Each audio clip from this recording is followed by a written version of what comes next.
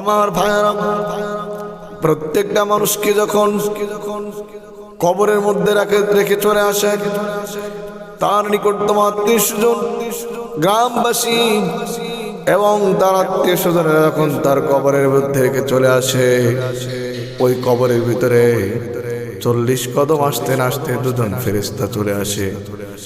দুইজন ফেরেশতা এসে লাশটাকে উঠিয়ে প্রশ্ন করে, মার রব্বুকা ওমান দীনুকা ওমান নাবিয়্যুকা। ইমানদার ব্যক্তি হলে বলে রব্বি আল্লাহ, দীনুনা ইসলাম, মা কুনতা তাকুলু ফি হাযার রাজুল।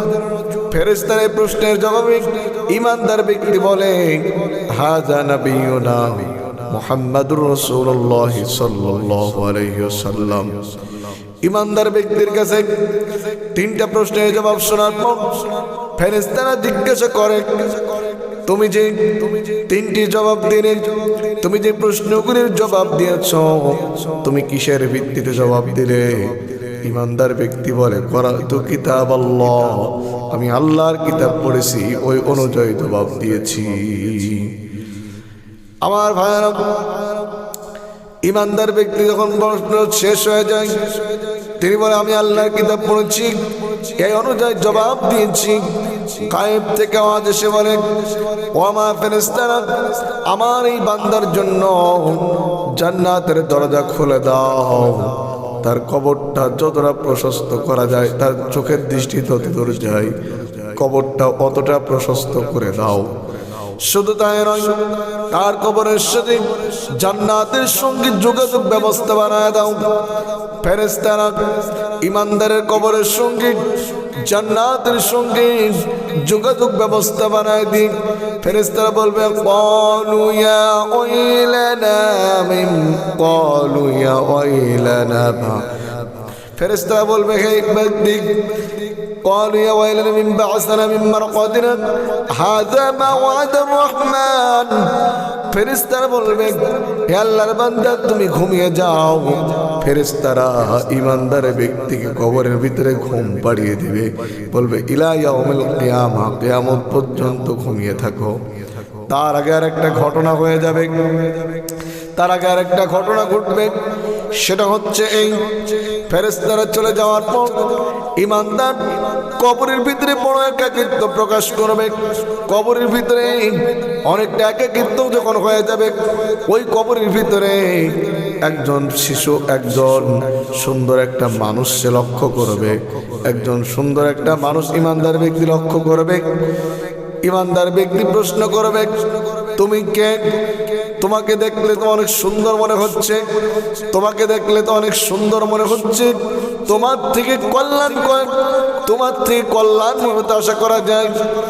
যিনি ইমানদারের কবরের ভিতরে এসেছে, যিনি ইমানদারের কবরের ভিতরে এসেছে, তিনি বলবে হ্যাঁ, আমি তোমার সেই তাহাজ্জুদের নেক আমল, আমি তোমার সেই জোহরের সালাতের নেক আমল, আসরের সালাতের নেক আমল, আল্লাহর জমিনে আল্লাহর দ্বীন কায়েমের জন্য তুমি যে কাজ করেছো, আল্লাহর জমিনে আল্লাহর দ্বীন কায়েমের জন্য যে চেষ্টা প্রচেষ্টা করেছো, আমি তোমার সেই নেক আমল আজকে কবরের ভিতরে তোমার একাকিত্বের জন্য, তোমাকে সঙ্গী, তোমার একাকিত্ব দূর করার জন্য আমি তোমার পাশে চলে এসেছি।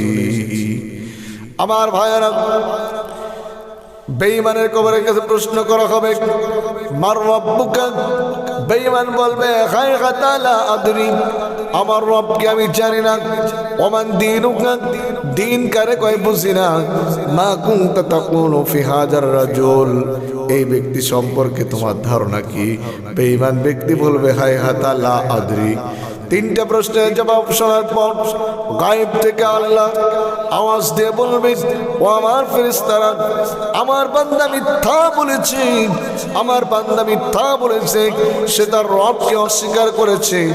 তার কবরের সঙ্গে জাহান্নামের সঙ্গে যোগাযোগ ব্যবস্থা লাগায় দাও, তার কবরটাকে সংকীর্ণ করে দাও, তার কবরের সঙ্গে জাহান্নামের সঙ্গে যোগাযোগ ব্যবস্থা সেটিং করে দাও, জাহান্নামের পোশাক থেকে পরায় দাও।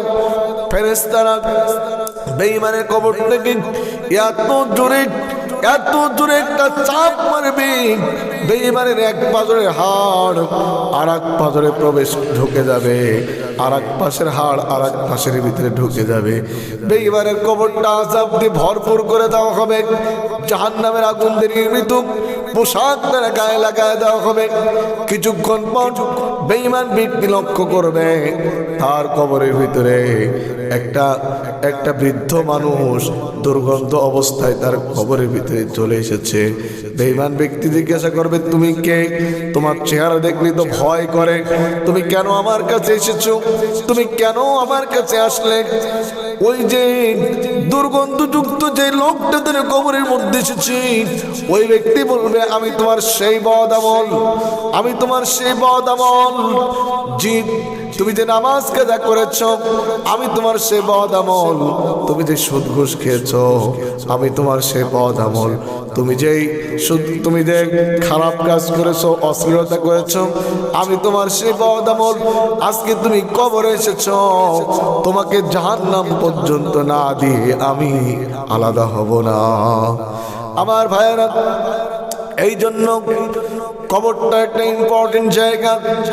হযরত উসমান রাদিয়াল্লাহু তাআলা আনহু কবরের কাছে এসে খুব জোরে জোরে কাঁদতেন। সাহাবারা প্রশ্ন করেছেন, ওগো আল্লাহর নবী সাহাবে উসমান, বিশ্বনবী যখন জাহান্নামের বয়ান করে, বিশ্বনবী যখন তাওহীদ আখিরাতের আলোচনা করে, বিশ্বনবী যখন পরকালের আলোচনা করেন, তখন তো আপনি এত জোরে কান্না করেন না। যত কান্না করেন কবরের কাছে এসে কারণটা কি? হযরত উসমান জিন্নুরাইন তিনি বলতেন, আল্লাহর নবী সাহাবারা শোনো, আমি বিশ্বনবীর কণ্ঠে শুনেছি এই কবরটা হলো প্রথম স্টেশন, এই কবরটা হলো প্রথম থানা। আসামি গ্রেপ্তার হয়ে নিয়ে আসার পর প্রথমে তাকে থানায় নিয়ে যাওয়া হয়। থানা থেকে যদি মীমাংসা করে দেওয়া হয় তাহলে তো বেঁচে গেল, আর যদি থানা থেকে না ছাড়া হয় কোর্টের মাধ্যমে চালান করতে হয়, ওকে অনেক কোর্টের মাধ্যমে নিয়ে ওকে বের করতে হয়। চালান দেওয়ার পর কোর্টের মাধ্যমে গেল, তারপরে বিভিন্ন সিস্টেমেটিক ওয়েতে থেকে বের করতে হয়। আমার বন্ধুগণ, বিশ্বনবী বলেছেন এই কবরটা হলো প্রথম স্টেশন।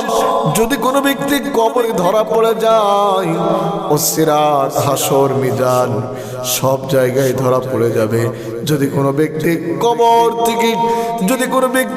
কবরে মুক্ত হয়ে যায়, ও সিরাত, হাসর, মিজান সব জায়গা থেকে আল্লাহ পাক তাকে ভালোভাবে পার করে দিবেন। রাসূল বলেছেন এই কবরটা কারোর জন্য হবে জাহান্নামের গর্ত, কারোর জন্য হবে জান্নাতের বাগান, এই কবরটা কারোর জন্য হয়ে যাবে জান্নাতের ঘর। বিশ্বনবী বলেছেন এটা, বিশ্বনবী বলেছেন আর অন্য হাদিসের ভিতরে প্রত্যেক দিন 5 বার করে কবর ডেকে ডেকে বলে, আল্লাহর বান্দারা শোনো, আমি কবর, আমি মাটির ঘর, আমি পোকার ঘর, আমাকে আমার ভিতরে আসার আগে আমি অন্ধকারময় একটা জায়গা, আমার ভিতরে আসার আগে তোমরা নিজের আমল তৈরি করে আসো।